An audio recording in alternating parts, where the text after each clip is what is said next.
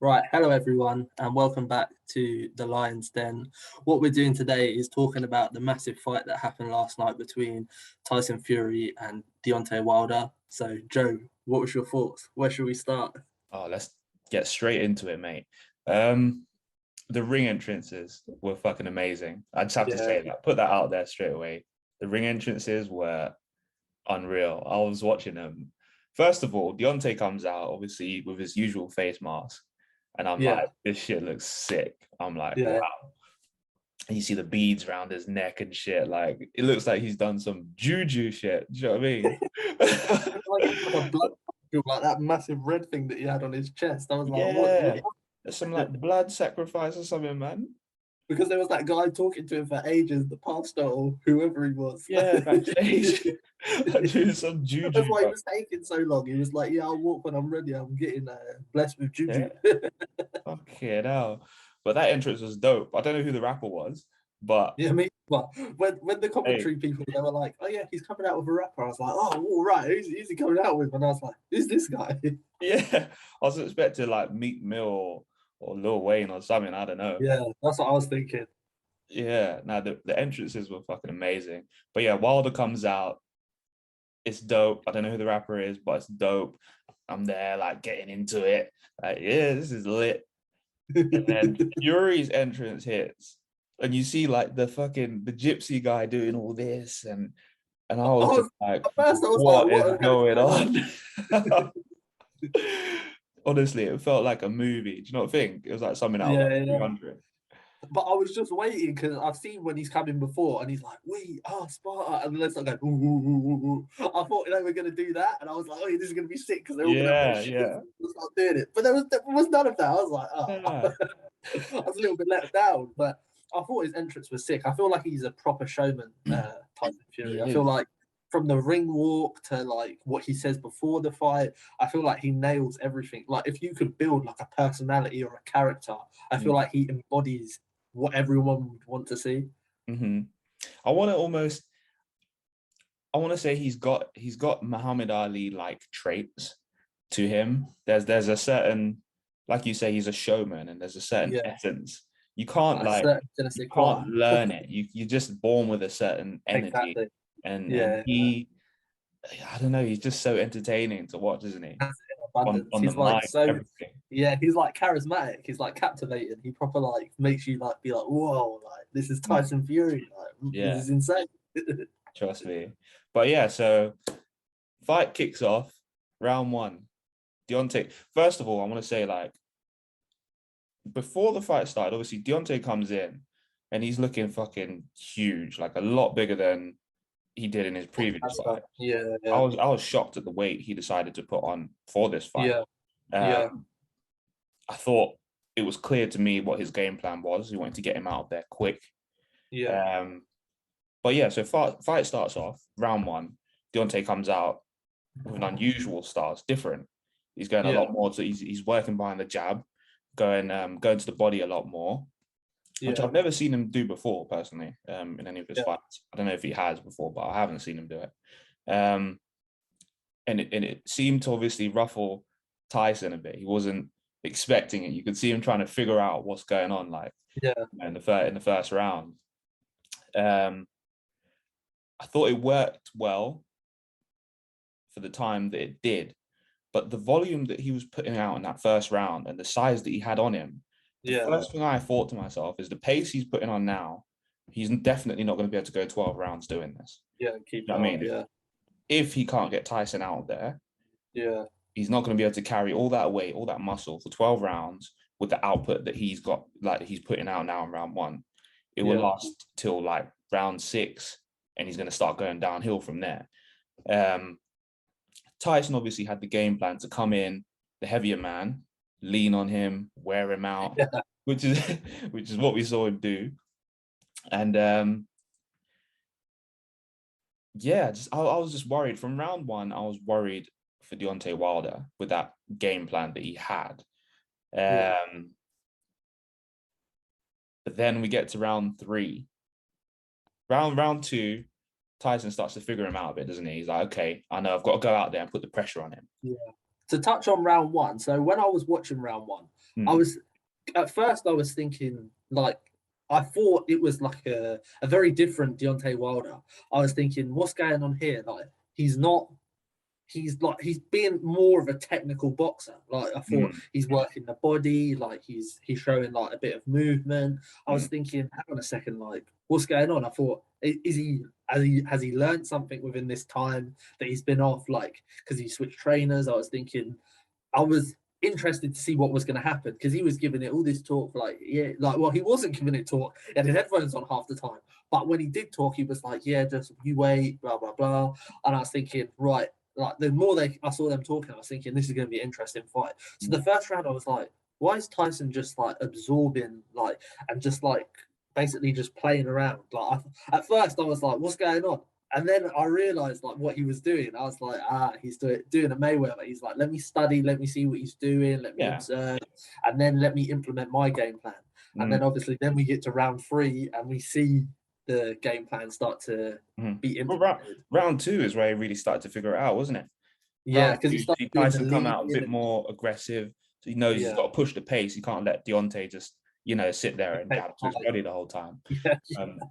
You know what Deontay was trying to do? He was trying to program him to the body, and obviously come over the top with the right hand. Which is it can only work for so long against a veteran of the game. Do you know what I mean? Yeah, until they figure it out. Yeah. Yeah, exactly. But yeah, carry on. So we get to round 3. What are your thoughts? And I think in round 3, you really see when Tyson's like, it's like he has a switch in his brain. Like he knew, okay, right, let's try and do this now. Let's try and do that now. And like what he said before, he said if plan A doesn't work, he's got a plan from A, B, C, D, E, all the way to Z. And I felt like he did switch his game plan throughout the fight multiple times. I think in round 3, you saw him lean on him more, grappling more, like doing this, doing that. And I felt like he put in a good game plan that started to show a little bit of wear in round 3. But then obviously you see what happened from there. Round 3 was nuts because when Deontay got cracked, I thought, oh shit, the fight's done. Yeah. But you have to give credit to Deontay Wilder for surviving that round because I think he was hurt bad. He went back to his corner. Yeah. He was wobbly, man. I thought for sure the fight was going to go similar to how it did last time and be finished by like the 6th round. I didn't think he was going to make it through. But then round 4, oh, was it round 4? It was round 4. It was. I was watching this at 5 a.m, half asleep. Yeah. I'm still not slept. Madness, bro. It was round 4, yeah. Yeah, it was round 4 when Wilder dropped Fury twice. Oh my God, I couldn't believe it. I woke my girlfriend up by mistake. I was just like, I was so hyped. She was sleeping in the next room, and obviously Deontay cracks him, and I'm like, oh shit! I was like, no way, this is not happening. Fucking hell. But to be fair, when Deontay cracked him, I didn't think Tyson was gonna make it through. Because did he knock him down twice in that round? Yeah, and it wasn't long after the first knockdown that he did the second knockdown. Yeah, and I was just, Tyson looked out of it, didn't he? Like his leg, he got caught with a little hook on the back of the head on the way down, and his legs just went from out. Like I always find it interesting when Fury gets rocked or dropped or whatever, because his tactic, 2 things happen when he gets dropped. The first thing is he gets up and he tries to do this like, okay, I'm going to keep my hands kind of low and I'm just going to evade your shots. And he just does this side to side. Like, and if he gets hit, he's going to get knocked out. Like, he's already rocked or he's already been dropped. But he's just like, nah, everything's fine. Let me just move my head, like head movement and stuff like that. Yeah. And I'm like, what is going on? And he's letting them, like, kind of not empty the tank, but throw a bit of hell to leather. And it's just like... And then the second thing that he does is like his brain switches again. Like he said, from plan A down to Z, he switches and he's like, oh, okay, you drop me. You think you can beat me. Okay, that's not happening. And then he goes to like this Super Saiyan mode where he's just like untouchable. He's just like bang, bang, bang. Like you saw that in the first fight with Deontay Wilder when he got dropped bad and he come back and he went around. He has this switch where he gets dropped or he gets rocked and he comes back with a vengeance just on a mission. I think what it is with him, he's so comfortable in there, and he has such a high level of belief in his skills that he almost needs, he feels like he's cruising in there. Do you know what I mean? And it just takes sometimes for him to get hit to be like, oh shit, okay, I need to focus. Do you know what I mean? I can't play around too much. I do think he is that good that he just, do you know what I mean? I don't see anyone beating him, man. It's like his happy place. Like he says, like, I don't know if you watched the Ariel Helwani interview with I missed that. I need to go back and watch that, but I've heard he said some real like powerful things. Because he was talking about, like, basically if he doesn't train, like his mental like ability is gone. Like he trains boxing to train his mind, because that's basically his happy place, his therapeutic place. As long as he's training or fighting, he's in the right mind frame and the right like mindset to just know that everything's okay. But when he stops training is when he starts to feel depressed, he starts to feel this, he starts to feel that.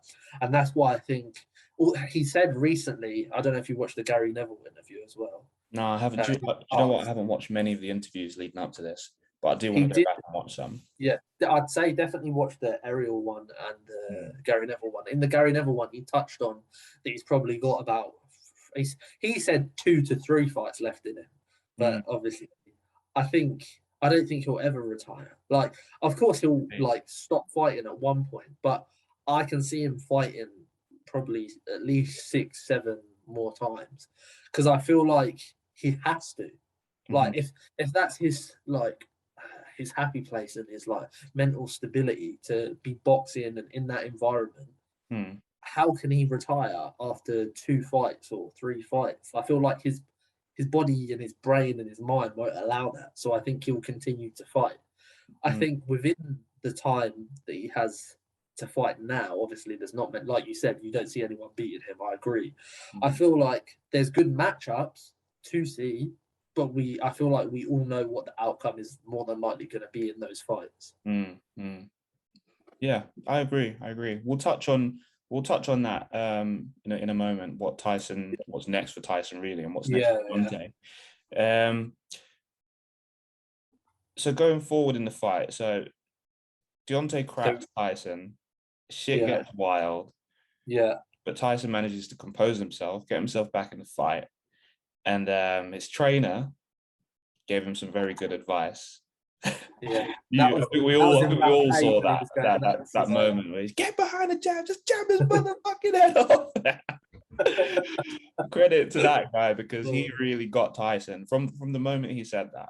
Tyson was laser focused. You could see the game plan, and from there it was just downhill for Wilder, wasn't it? Yeah, he started implementing as soon as he said it. As soon as Sugar Hill said like implement the jab, and he's there to be hit. You know what he's gonna do. We've seen this all before. We've seen it in training. Like, we know what we're doing. As soon as he said that to Fury, I feel like it lit a fire in him, because he understood. Like, obviously, you need to be told if you're a fighter. If your coach isn't telling you, then you should sack your coach, because he's not doing the right job. And he's there to give you advice and tell you what you need to do to win the fight. And that's exactly what he did. I feel like if he didn't give that advice, I don't think he would have finished the fight. I think it would have gone the distance. Although I know Wilder was taking a beating, I feel like with what Tyson was doing, I don't think it would have been enough to get him out until he started implementing the jab correctly and landing the shots the way that he was. No, I agree. The jab, I'm no boxing expert, but I do know that the jab is pretty much what sets up every other punch, really. You work behind the jab. And it was clear once Tyson got behind that, started implementing his game plan, Wilder just had nothing left to offer. Do you know what I mean? He was still in there. Credit to Wilder. And this is one thing I was saying to you last night on text, didn't I? I was saying, like, the guy has a massive heart. I think after this, like, everyone in boxing has to absolutely respect Deontay Wilder. Take the hat off to him. Do you know what I mean? Any other man in there would have quit. I don't see anyone else who would have stayed in that fight. But he was on his feet, giving it everything. He didn't quit, and he was still in there. Do you know what I mean? There's a few times where he cracked him still, and I mean, Tyson took it well. Yeah. But that could be argued because obviously you know, power. the power had been Yeah, sapped from Wilder, but credit to him for staying in there, man, and then yeah, making it to round 11, was it? yeah, round 11. Round Yeah. 11, yeah, yeah. Once I saw when he got dropped, I think he got dropped in round 10 again. I'm pretty Mm. sure. I think Wilder got dropped again at 10. And then that's when I texted you and I said 11 is when he's going to finish it because I knew he wasn't making it past 11. With the game plan that he was now adapting and shifted to, he was landing shots. And when he dropped him in 10th, I knew that he was going to finish it in the 11th. It was when it got to the point where it was too overwhelming. I think, obviously, I can't remember what round it was when the doctor came in and checked on Wilder, but I don't think it should have been stopped like any sooner than what it was stopped because Wilder was still in it. He was But I still feel in like it, still there. exactly. But I think maybe if Fury would have implemented the jab a little bit sooner, then it could have been to that stage where okay, someone needs to look at it because he's going to be taking too much punishment than needed.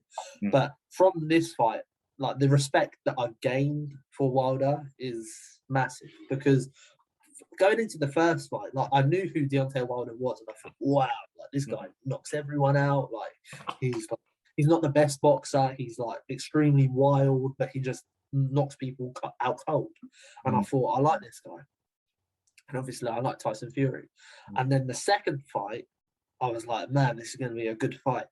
And then I didn't like how Wilder reacted with this was wrong, that was wrong, this was wrong. When we was texting last night and I said about the gloves in the second fight, I'll touch on that in a second. So with that, with all the excuses that Wilder was coming out with, I was just like, yeah, like I've had enough, like just accept defeat. And then this time round, I've gained more respect for him from how he handled in the fight. But after the fight, Tyson's obviously tried to speak to him or whatever. And he's been like, no, I don't want to speak really to annoyed me because it's like you're both in there putting your lives on the line. Do you know what I mean? It's the sport's no joke. Any combat sports, it's no joke. And you know, I think Wilder has to. I get it. It's hard for him. He's been all he's known is victory and knockout. You know what I mean? For 40 odd fights, and Tyson was the first guy to come in there and take that away from him. Yeah, and I get it. In his head, he's obviously having a hard time adapting. can't practice it. I think he needs to speak to someone, man, like a psychologist or something, because he seems like he's almost like boxing is his life, and you know what I mean. He can't accept defeat. He can't accept anything but winning. And obviously, that's a good trait to have. But when you do lose, you have to be able to handle it like a champion. You have to know how to take defeat and better yourself from it, and understand that adversity makes us better. And I think the first step of being beaten and coming back is accepting that you lost and why you lost. But Wilder was just making so many excuses. Like the ring was heavy and all that. We've all heard all the excuses. But I think it was just sad. It was sad to see, man, that he didn't show the respect that he should have at the end of this fight last night. I thought they should have hugged it out and been like, and been like, look, let's shake hands. Like this is a great trilogy. Like it's been a pleasure sharing the ring with you. Thank each other or whatever. Like they both made money together. They both like got loads of more fans, etc. Shake hands, both getting home safe to your wives and your families. I mean, stuff, and then just leave it as that. But unfortunately, Wilder has other ideas. But in the second fight, so basically, what the conspiracy was with the gloves, it was a conspiracy. Woo warning, by the way, guys. Conspiracy territory. So the conspiracy with the gloves, if you can find it online on YouTube. So when he's got the gloves, so obviously it was like he was punching like this, not like that.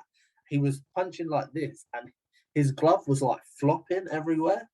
And normally, if you're punching like that, and you've got a glove on, and you've got padding underneath it, your glove isn't going to wobble. It's going to stay stationary. But when he was throwing his punch in this weird like manner like this, his glove was going. It was like wobbling. So people were thinking that he'd wrapped his glove a specific way so that the padding towards the top of the glove was nowhere near his knuckle. So when he was punching through with his punches, it was almost pure knuckle, no padding. And that's why he was doing the damage and really hurting Wilder. That was the theory behind this like tampered glove and stuff. And I don't know if you watched the press conference before the fight. What basically they were saying about, we know all these conspiracy theories, and this was this and this was that, and Tyson was like, well, your man was in the room when I was getting my hands wrapped, so if there was any like problems with anything, why is your guy not said anything? Because you sacked this other guy that threw in the towel, and this guy was in there when I was getting my hands wrapped, and you ain't sacked him. And that's when he started having a go at this guy. And that's basically what the thing was about the gloves. And when I saw he was wearing the green gloves again, it reminded me of the second fight, because he was wearing green gloves when they were going like this. Well, I don't know what the cause of that was, but that's strange. I don't know. But I don't think he's one to put it this way. If he did something, he would have got caught, which I don't think he did. So it's kind of irrelevant. Never know, man. It's boxing. It's boxing. True. Boxing is very corrupt, or has been. Yeah, that's true. Mad. But yeah, that's the fight. And I thought, I did think it would have been finished a bit earlier. I didn't think it would get to round 11. But I think the right guy won, and I think we all predict. I think the best guy won as well. Yeah. I as I said before, I don't see a person who can beat Tyson Fury. I think he's above them all in technicality. He's got a chin of fucking steel. Like, who's going to start if Wilder can't finish him? Who the fuck can? Do you know what I mean? I don't see the Joshua fight being competitive. The Usyk fight, I find that interesting. Like Tyson. Here's my thoughts on the Usyk Tyson fight. I think Tyson Fury is a bigger, longer version, more powerful version of Usyk. Okay, yeah, that's a fair analysis. That's my thoughts. And I think if they were to fight, I just don't see Usyk being able to hurt Tyson. I don't see him being able to outbox Tyson. I just don't see it happening. I think the only good thing that would come from that fight, well, it depends, because Tyson could come with a game plan and be like a steamroller and just completely obliterate him and run through it. But I think if he didn't come with that standpoint and he came with a technical approach, for a technical boxing match, I don't think there would be many better fights that you could pair together of Usyk versus Fury, just from a technical standpoint. If they was just boxing, like not trying to run through each other, if they were just trying to outpoint each other and outwit each other, I feel like that would be a fantastic fight from that perspective. But I feel like Tyson Fury is too big, he's too long, he's too quick. Like, Usyk is quick, but Fury is quick for a massive man. And I feel like if he comes into that fight, I feel like Tyson's approach would be to just steamroll him and just completely flatten him. And that's the same thought process that I have if Fury was to ever fight Joshua, that he would do the same. He would just be like, I'm going to steamroll you. And I feel like that would happen. I don't think, because I'm worried that I'm a fan of Joshua to watch Joshua, but I'm not as much as a fan of Joshua as I am Tyson Fury. I feel like Joshua, I'm unsure if he will win the rematch. It's very pick and mix, up and down. Don't know who's going to win because he had the wrong approach for the first fight. We've seen him in a rematch before, and he's corrected his wrong. But will he do that against someone who's a better boxer, a better natural boxer? I'm not sure. So I don't think we'll see that fight. The fight that I do think we'll see is Dillian Whyte versus Fury. And that's the fight that I would look forward to the most, only because I'm a fan of Dillian Whyte, as I've said before. So from a perspective as a fan, that's the fight I would like to see. Do I think Dillian Whyte will beat Fury? No. But do I think it would be an entertaining fight? Yes. I agree. I was going to say, actually, what's next for Tyson?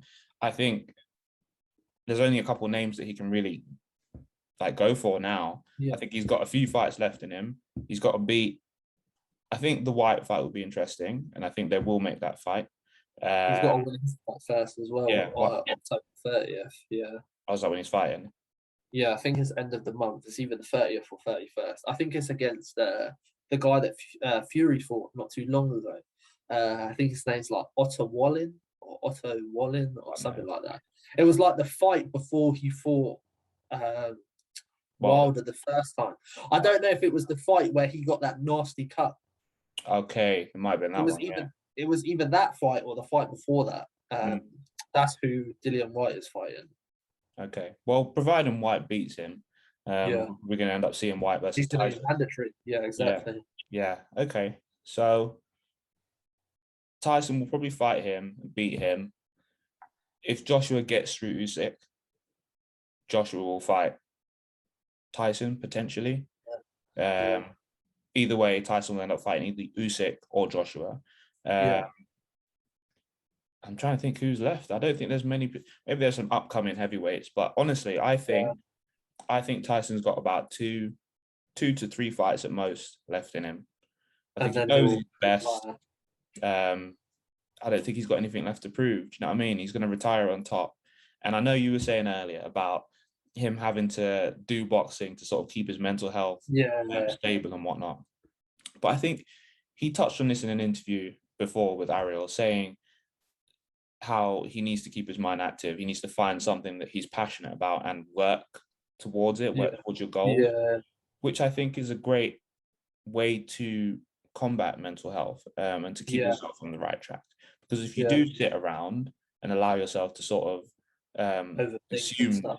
yeah, be consumed by it, that's when things get, you know what I mean, dangerous and Yeah, risky. yeah, of course. Um, I think he can find other ways to keep himself stable. He could always go Yeah, into become a training. coach. Yeah, Yeah, he's spoken openly about coaching Joshua, coaching fighters. I think that's yeah. what he'll go into once he does retire. I think he'll probably go into coaching. I'd enjoy to see him as a coach, a head Yeah, coach talking on the my fighter is going to do this, yeah. that. Who would, you know what I mean? Who wouldn't want Fury as their head coach? Yeah, Um, I think there's many things he could do. He's a showman and he's got. Do you know what I mean? There's many avenues he could go down. He could go into acting or something. I don't know. he Do you know could what I go mean? down Hollywood the. Tyson in the next fucking James That'd be Bond quite or cool. something. See, could you see? This is an interesting question because he's flirted with the idea of doing an MMA and boxing fight Mm. against Oh, Ngannou, you just Ngannou pulled out Ngannou. or whoever's the heavyweight champion at the time. When Miocic was champion, there was talk of Mm. that. Mm. Do you think he could go down that avenue, or do you think he should probably steer clear of that?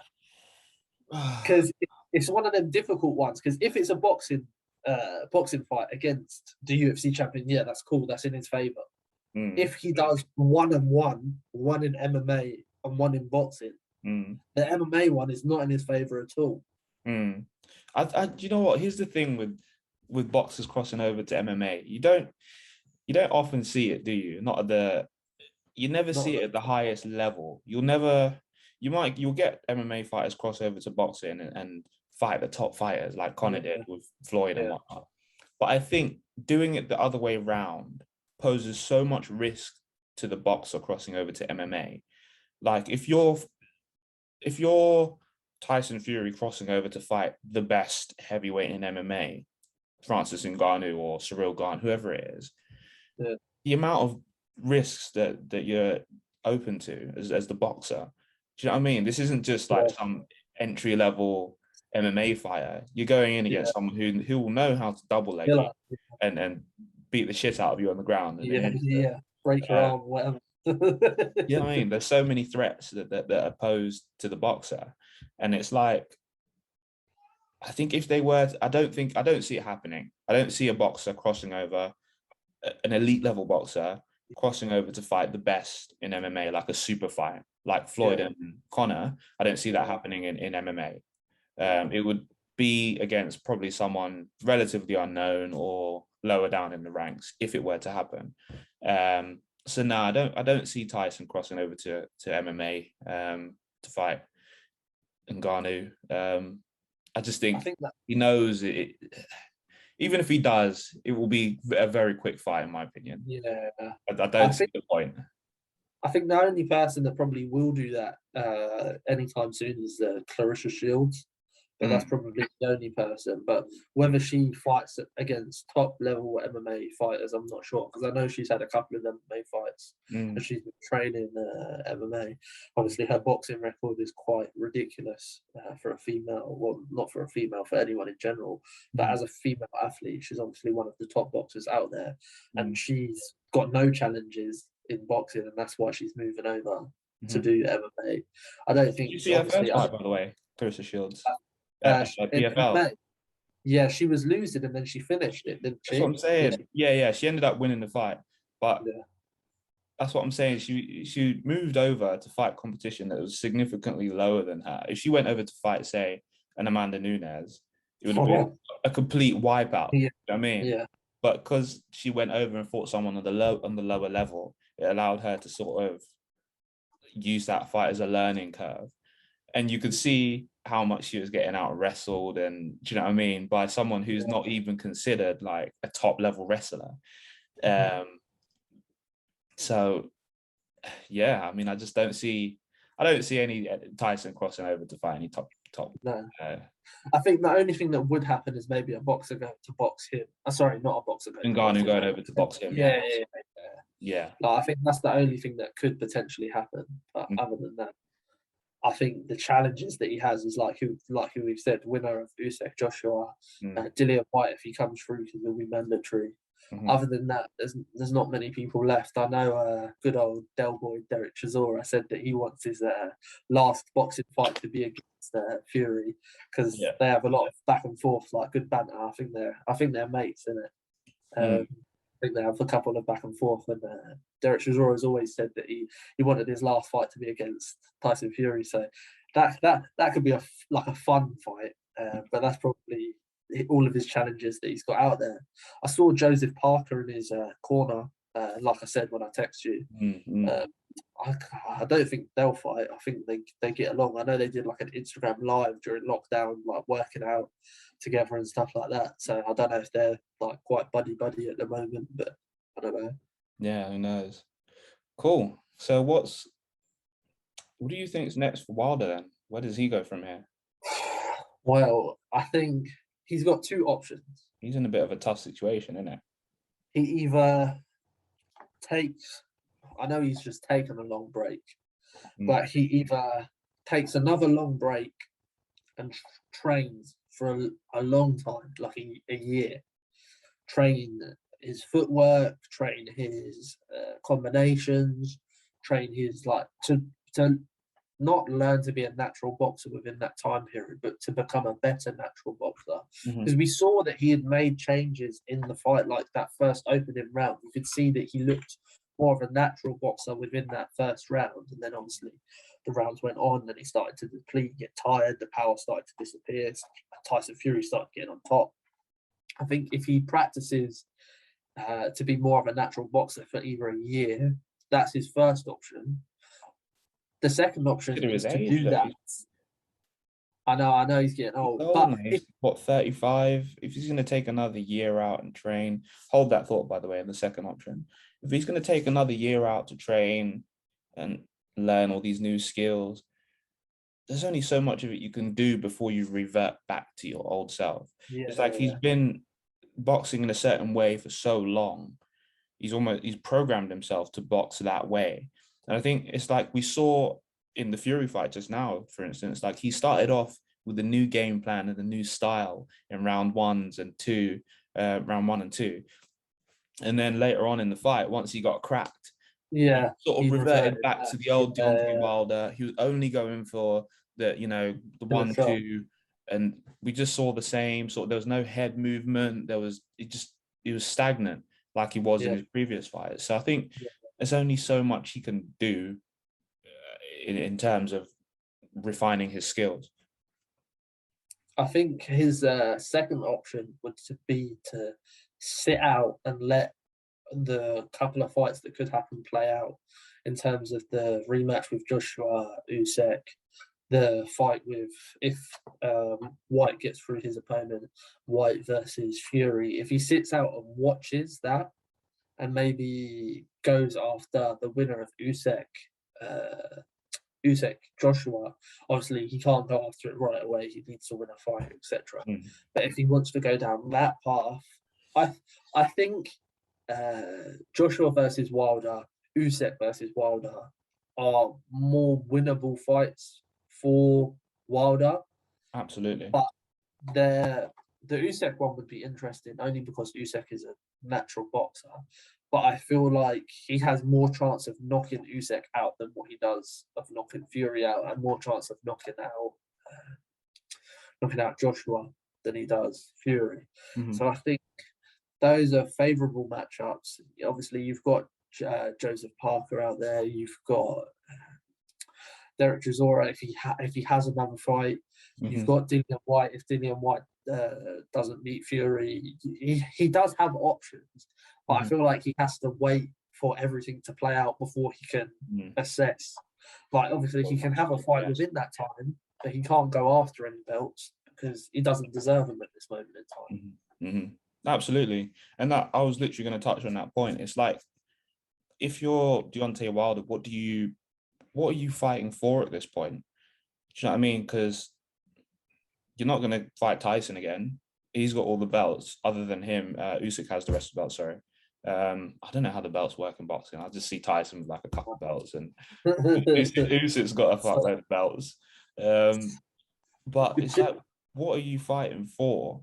And I think, as you said, his best option is probably to wait, see how all of this plays out, and then sort of go from there. Because there are matchups that can be made. He can fight Joshua. I'd love to see that fight. I'd love to see him fight Dillian White as well. Joseph Parker potentially. There are fights that can be made for him. But I think it's all dependent on what happens with Tyson Fury, if he decides to continue fighting or if he retires. Do you know what I mean? True.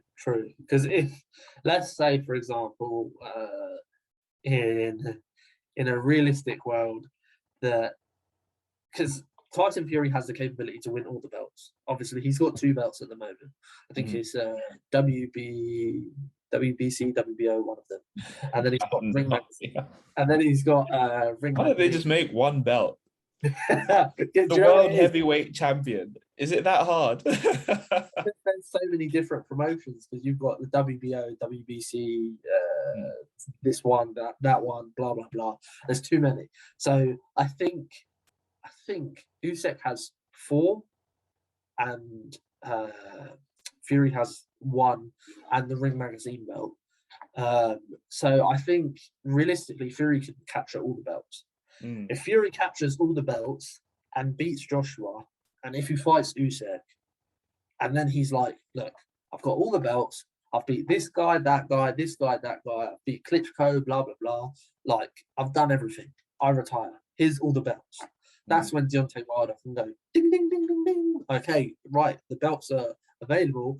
I think I can beat everyone else. Let's go get the belts. Because that's his only option if he wants a belt.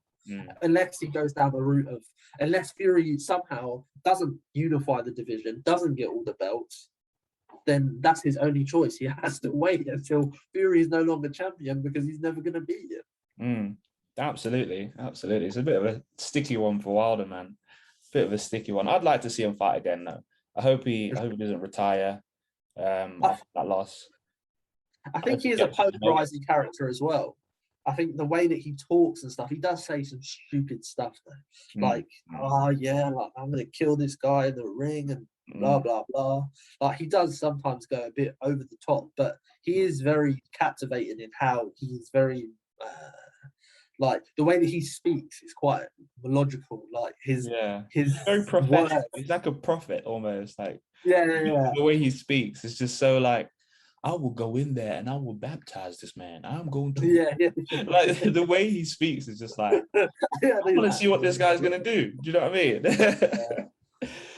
He's an interesting character. So I would definitely like to see him fight again.